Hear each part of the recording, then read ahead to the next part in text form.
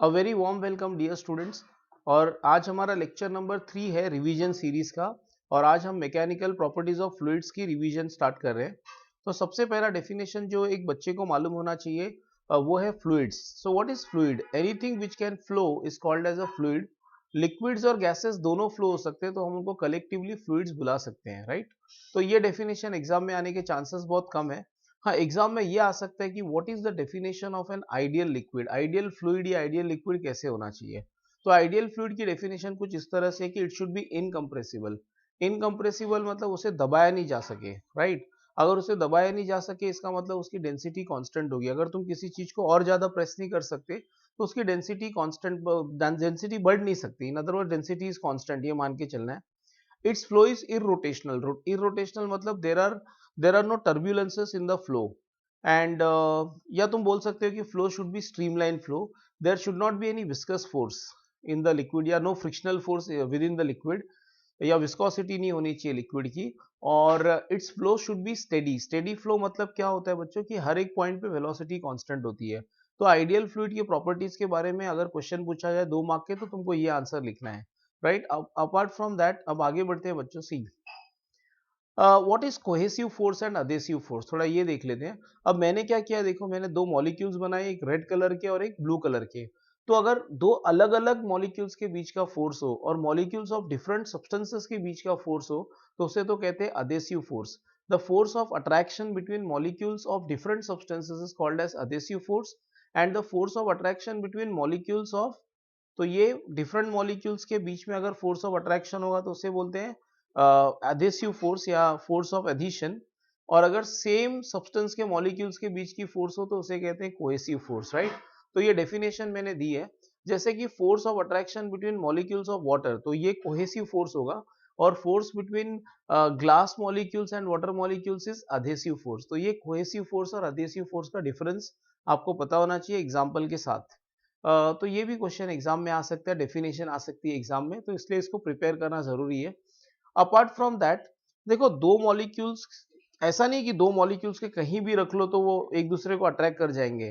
There is a certain maximum distance beyond which the intermolecular forces are ineffective.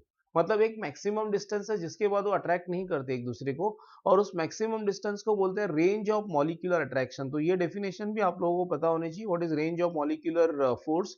The maximum distance from a molecule up to which the molecular force is effective is called as range of molecular force. Okay, और ये value लगभग होती है, approximately होती है 10 power minus 9 metre. तो यहाँ पे लिखा है मैंने, this value is approximately 10 power minus 9 metre, या इसको 1 नैनोमीटर भी बोल सकते हैं, ठीक है?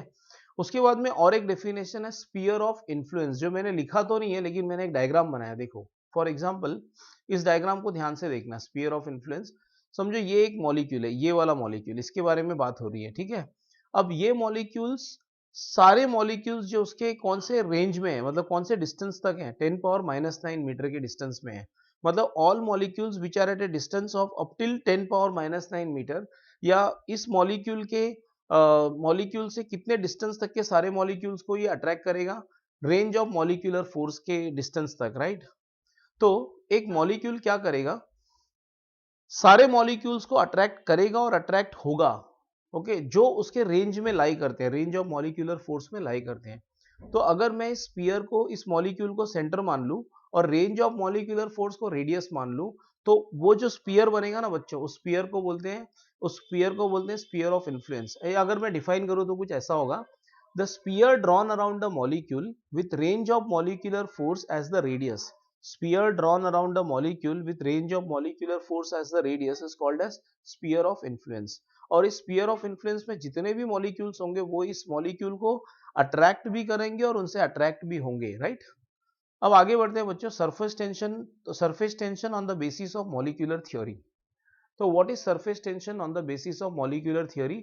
इसको समझने के लिए हम क्या करेंगे, हम 3 मॉलिक्यूल्स को कंसिडर करेंगे। देखो ये तुम्हारे गवर्नमेंट बुक का डायग्राम है, मैं और एक डायग्राम बना रहा हूं बच्चों, थोड़ा बड़ा बना रहा हूं डायग्राम, ओके? जहां पे मैं 3 मॉलिक्यूल्स को कंसिडर करूंगा। मॉलिक्यूल ए जो एकदम पानी के अंदर है, deep inside water, molecule B और मॉलिक्यूल सी। मॉलिक्यूल बी पानी के सरफेस के जस्ट नीचे है और सी तो एकदम सरफेस के ऊपर ही है। तो 3 मॉलिक्यूल है, एक एकदम डीप, एक सरफेस के जस्ट नीचे और एक सरफेस के ऊपर ही है, ठीक है। और सबकी स्फीयर ऑफ इन्फ्लुएंस भी बना लेते हैं, रुको, सबकी स्फीयर ऑफ इन्फ्लुएंस भी बना लेते हैं। ओके, तो ये सबकी स्फीयर ऑफ इन्फ्लुएंस बन गई। अब ध्यान से देखना ए को, अगर तुम देखो तो ए का स्फीयर ऑफ इन्फ्लुएंस पूरा का पूरा पानी के अंदर है। What does that mean? ये पूरा पानी है, राइट। ए का स्फीयर ऑफ इन्फ्लुएंस पूरा का पूरा पानी के अंदर है। That means A is surrounded y equal number of molecules in all directions. तो ए पे नेट फोर्स कितना होगा? देखो, सब लोग फोर्स लगाएंगे तो नेट फोर्स कितना होगा ए पे? जीरो। तो A does not experience any force, A पे कोई नेट फोर्स नहीं लगती। अगर बी की बात करो ना, तो देखो, ध्यान से देखो बच्चों, अगर मैं एक हॉरिजॉन्टल लाइन बनाऊं जो उसको दो पार्ट में डिवाइड कर रहा हो, तो ये देखो, ये जो पोर्शन है ना, यहाँ पे यहाँ के मॉलिक्यूल्स बी को ऊपर खींच रहे हैं, और ये जो नीचे वाला पार्ट है, यहाँ के मॉलिक्यूल्स बी को, सॉरी, यहाँ के मॉलिक्यूल, ऊपर वाले पार्ट के मॉलिक्यूल्स बी को ऊपर खींचेंगे और नीचे वाले पार्ट के मॉलिक्यूल्स बी को नीचे खींचेंगे। तो क्या होगा? ये वाला जो मॉलिक्यूल्स है वो इस मॉलिक्यूल्स के फोर्स को कैंसिल कर देंगे। लेकिन तुम देखो, मैंने छोटा सा रेड कलर का पोर्शन बनाया है। अब इसमें जो मॉलिक्यूल्स है ना बच्चों, इनको कैंसिल करने के लिए ऊपर वाले पार्ट में वाटर के मॉलिक्यूल्स नहीं है एयर के मॉलिक्यूल्स है, लेकिन उनका फोर्स हम इग्नोर कर सकते हैं। तो ये जो पार्ट है ना, रेड वाला शेडिंग पार्ट, इसमें जो मॉलिक्यूल्स है ना, ये क्या करेंगे? बी को नीचे की तरफ खींचेंगे। मतलब B will experience a net force in the downward direction. और सी का तो कहना ही क्या है, राइट। सी को तो सारे मॉलिक्यूल्स, देखो इसके नीचे वाले पार्ट में जितने भी मॉलिक्यूल्स हैं ना, ये सब उसको नीचे खींचेंगे। और ऊपर उनको कैंसिल करने के लिए कुछ भी नहीं है, एयर के मॉलिक्यूल्स होंगे, लेकिन उनके फोर्स को नेग्लेक्ट कर सकते हैं, बहुत कम होती है उनकी फोर्स। तो याद रखना बच्चों, C will experience maximum force in the downward direction. In other words में ये कहना चाहता हूं कि इस कहानी से मुझे ये पता चला कि जो एकदम नीचे है मॉलिक्यूल, उस पर तो नेट फोर्स नहीं लगता। जो सरफेस के जस्ट नीचे, उस पर नेट फोर्स लगेगा नीचे की तरफ, और जो सरफेस पे, उस पर मैक्सिमम फोर्स लगेगा नीचे की तरफ। इन अदर वर्ड्स, अगर मैं एक लाइन ड्रॉ करता हूं ऐसे, तो ये जो लाइन है ना बच्चों, इसमें जितने भी मॉलिक्यूल्स होंगे ना, जितने भी मॉलिक्यूल्स है ना, उनका स्पीयर ऑफ इन्फ्लुएंस थोड़ा ना थोड़ा एयर के अंदर जाएगा, राइट। थोड़ा बहुत तो एयर के अंदर जाएगा। तो इस ये जो फिल्म मैंने बनाई है पतली सी, या तुम बोल सकते हो, देखो, ये distance, range of molecular attraction है। इन अदर वर्ड्स, ये जो थिकनेस है, ये अराउंड होगा 10⁻⁹ मीटर या 1 नैनोमीटर। इसमें जितने भी मॉलिक्यूल्स होंगे ना, all the molecules will experience a net force in the downward direction, ठीक है। इस फिल्म को नाम दे देते हैं कुछ। तो इस फिल्म को नाम दिया मैंने ए डैश बी डैश, क्योंकि सारे मॉलिक्यूल्स जो भी यहाँ पे लाई करेंगे इस फिल्म के अंदर, इस पतले से फिल्म के अंदर, जिसकी थिकनेस है 10⁻⁹ मीटर, उन सबके ऊपर नेट फोर्स एक्ट होगा डाउनवर्ड डायरेक्शन में। ये बात एकदम याद रखना अच्छे से। अब ठीक है, और आगे बढ़ाते हैं कहानी को, सी, और आगे बढ़ाते हैं कहानी को, एकदम ध्यान से सुनना। देखो, अगर मैं किसी मॉलिक्यूल को अपने हाथ में पकड़ लेता हूं फॉर एग्जांपल, और उसे ऊपर ले जाने की कोशिश करता हूं, नीचे से ऊपर ले जाने की कोशिश करता हूं, तो यहां पे तो नेट फोर्स कोई है ही नहीं जिसके अगेंस्ट मुझे काम करना है। तो यहां पे मुझे वर्क डन जीरो है। लेकिन जैसे ही मैं इस फिल्म में एंटर करूंगा ना बच्चों, तो मैं जानता हूं कि फिल्म के अंदर क्या होता है, the molecules are experiencing a downward force. तो मुझे अगर इस मॉलिक्यूल को ऊपर ऊपर ले जाना है, I have to work against the downward force, and this work is stored as potential energy. ये जो वर्क डन है मेरा, that is stored as what? Potential energy. तो इस पूरे फिल्म के अंदर जो मैंने बनाया, X Y, X dash, Y dash, जितने भी मॉलिक्यूल्स होंगे वो कभी ना कभी तो यहाँ पहुंचे होंगे, राइट। तो इन सबके पास है ना, थोड़ी ज्यादा पोटेंशियल एनर्जी है। और इस इनफैक्ट ऐसा कहा जा सकता है कि इस पूरे फिल्म के पास पोटेंशियल एनर्जी है, जिसको हम कहते हैं सरफेस एनर्जी। तो मैंने यहाँ पे लिखा है, देखो, इसे कहते हैं सरफेस एनर्जी। और ये लॉ ऑफ नेचर है कि every system will always try to reduce its potential energy. तो ये सरफेस फिल्म भी अपने पोटेंशियल एनर्जी को कम करने की कोशिश करेगा। And in other words, it will try to contract होगा तो क्या होगा कि नंबर ऑफ मॉलिक्यूल्स उस पर कम होंगे। अगर नंबर ऑफ मॉलिक्यूल्स कम होंगे तो उसकी सरफेस एनर्जी भी कम होगी।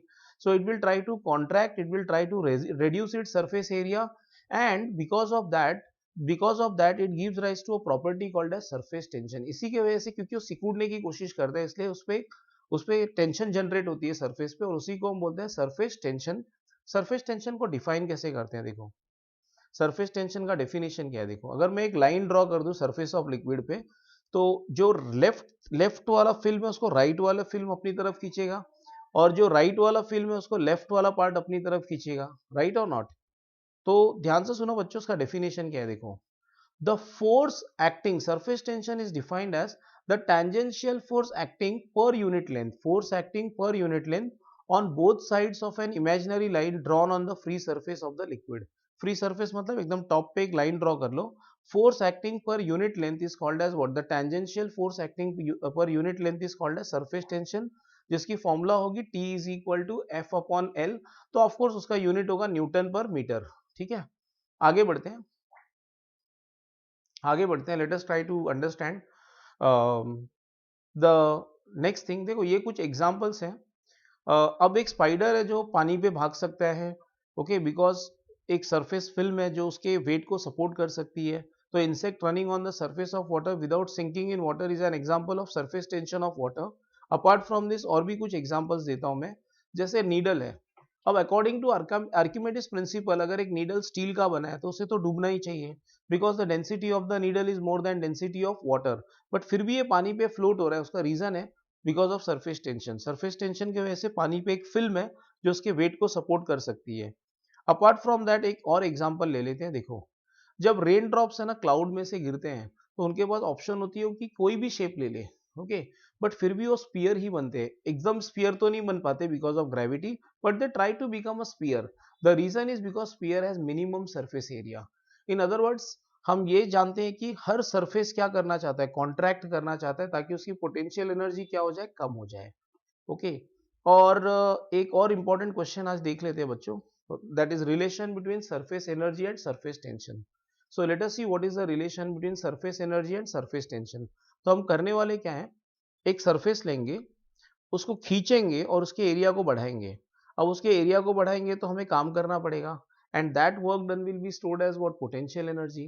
तो हमको रिलेशन मिलेगा सरफेस टेंशन और पोटेंशियल एनर्जी या सरफेस एनर्जी के बीच में। तो निकालते हैं रिलेशन। देखो, इस डायग्राम को ध्यान से देखना स्टूडेंट्स। तो यहाँ पे ये PQRS जो दिख रहा है ना, यहाँ पे एक फिल्म बन गया। फिल्म, फिल्म मतलब याद रखना, फिल्म मतलब जैसा सोप सोप बबल का फिल्म होता है, राइट, सोप बबल में भी फिल्म होता है। तो फिल्म में क्या होता है, ऊपर भी फ्री सरफेस होता है और नीचे भी फ्री सरफेस होता है, दोनों तरफ फ्री सरफेस होता है। जैसे अगर मैं एक ग्लास में पानी ले लूं फॉर एग्जाम्पल, तो उसमें खाली ऊपर की तरफ ही फ्री सरफेस होगा, लेकिन फिल्म में दोनों तरफ फ्री सरफेस होता है। तो ध्यान से देखना बच्चों। तो यहाँ पे समझो एक फिल्म बन गया, सोप का फिल्म बन गया, let us say that. Okay, तो ये कॉन्ट्रैक्ट होने की कोशिश करेगा, और कॉन्ट्रैक्ट होने के चक्कर में ये इसमें फोर्स, वो चारों तरफ फोर्स लगाएगा। चारों तरफ मतलब PQ पे भी फोर्स लगाएगा, QR पे भी लगाएगा, RS पे भी फोर्स लगाएगा। बट इसमें जो QR है ना बच्चों, याद रखना, QR is a movable rod of length L, मतलब वो आगे पीछे हो सकता है, आगे पीछे हो सकता है, QR आगे पीछे हो सकता है। ठीक है, तो ये ऐसे फोर्स लगाएगा, ध्यान से सुनना। Okay, because it wants to contract. तो मैं QR पे फोर्स क्यों दिखा रहा हूँ, उसके पीछे लॉजिक है। फोर्स तो सब पे लगेगा बच्चों, PQ पे लगेगा, PS पे लगेगा, SR पे लगेगा, सब पे लगेगा। मैंने सिर्फ QR पे क्यों दिखाया, बिकॉज QR ही मूव हो सकता है, इसलिए उस पर ही फोर्स दिखाया मैंने, राइट। तो ये लिक्विड कॉन्ट्रैक्ट होने की कोशिश करेगा, याद रखना, ये फिल्म कॉन्ट्रैक्ट होने की कोशिश करेगा। और ये फोर्स कितना एक्सर्ट करेगा वो भी मैं लिख देता हूँ यहाँ पे। देखो, force exerted will be equal to what, T into 2L। Surface tension का फॉर्मूला क्या था, फोर्स अपॉन लेंथ। तो फोर्स क्या होगा, T इंटू एल। अब तुम बोलोगे सर आपने 2L क्यों लिखा, लेकिन सिंपल सा लॉजिक है बच्चों। देखो, ये फिल्म है और फिल्म के पास फाइनाइट थिकनेस होती है। तो इस डायग्राम को ध्यान से देखो, ये जो पीला कलर का मैंने बनाया है ना, this is nothing but QR। ये QR है, इसमें ऊपर की तरफ भी फोर्स लगेगा और नीचे की तरफ भी फोर्स लगेगा। तो force of surface tension film के ऊपर की तरफ भी एक्ट होगा और नीचे की तरफ भी एक्ट होगा, इसलिए हमको लेंथ को 2L लेना पड़ेगा। So this is the force of surface tension. What is the value of force of surface tension, F is equal to T into 2L। ठीक है, अच्छा, अब मुझे अगर फिल्म को खींचना है for example by small amount dx, तो मुझे इस फोर्स के अगेंस्ट काम करना पड़ेगा। मतलब खींच के मैं क्या करना चाहता हूं, मैं इसके एरिया को बढ़ाना चाहता हूं। एरिया बढ़ाना मतलब सरफेस एनर्जी बढ़ाना चाहता हूं, राइट। फिल्म तो कॉन्ट्रैक्ट होने की कोशिश कर रहा है, लेकिन मैं इसकी सरफेस एनर्जी बढ़ाना चाहता हूं। तो मैंने फोर्स लगाना है इतना ही, F इंटू 2L, और उसको खींचना है बाय अमाउंट dx। तो work done by me will be equal to what, F into dx। F into dx, right. और F मतलब वही F डैश मतलब F ही होगा। अगर समझो इस तरफ फिल्म खींच रहा है with the force of 1 newton, तो मैं इस तरफ कितना फोर्स लगाऊंगा, 1 न्यूटन, या 1.001 से थोड़ा ज्यादा समझ लो, या 1 ही मान लो, चलो। तो F डैश में जानता हूं, F डैश होगा T इंटू 2L, है ना। F dash is equal to F which is equal to what, F dash की जगह पे मैं क्या लिख सकता हूँ, T इंटू 2L। देखो मैंने लिखा T इंटू 2L। अब ये 2L dx क्या है बच्चों, देखो अगर तुम ऊपर देखो यहां से यहां तक ये जो पार्ट है ना, ये जो पार्ट ऊपर वाला पार्ट, इसका एरिया है एल डी एक्स, और इतना ही तुमने नीचे भी एरिया बढ़ाया खींच के, तो ऊपर एरिया बढ़ा है एल डी एक्स, नीचे बढ़ा एल डी एक्स, तो टोटल एरिया कितना बढ़ गया 12 डी एक्स। तो 12 D X is nothing but बच्चों increase in the area, it is nothing but the increase in the area. तो मैं इस 12 डी एक्स के जगह पे क्या लिख सकता हूँ डी ए। तो आगे आंसर देखो D W is equal to T D A, D W is equal to what T into D A. Okay, तो ये जो हम वर्क करते हैं ना, that is stored as what surface energy. तो याद रखना सरफेस एनर्जी का फॉर्मूला होगा T इंटू डी ए, या तुम ऐसा भी लिख सकते हो T is equal to D W by D A, D W by D ए। तो सरफेस टेंशन का और एक यूनिट आ गया जूल पर मीटर स्क्वायर, एक तो पहले से ही था न्यूटन पर मीटर, और एक यूनिट आ गया जूल पर मीटर स्क्वायर। तो ये याद रखना, और आज के लेक्चर के लिए इतना ही रखते हैं। नेक्स्ट लेक्चर में मैं पूरा कैपिलरी एक्शन और bubble, pressure difference in a bubble drop, ये सब कवर करूंगा। और उसके भी अगले लेक्चर में मैं streamline flow, Reynolds number, critical velocity, terminal velocity, ये सब हम लोग डिस्कस करेंगे। Okay, so thanks for watching the video, thank you students.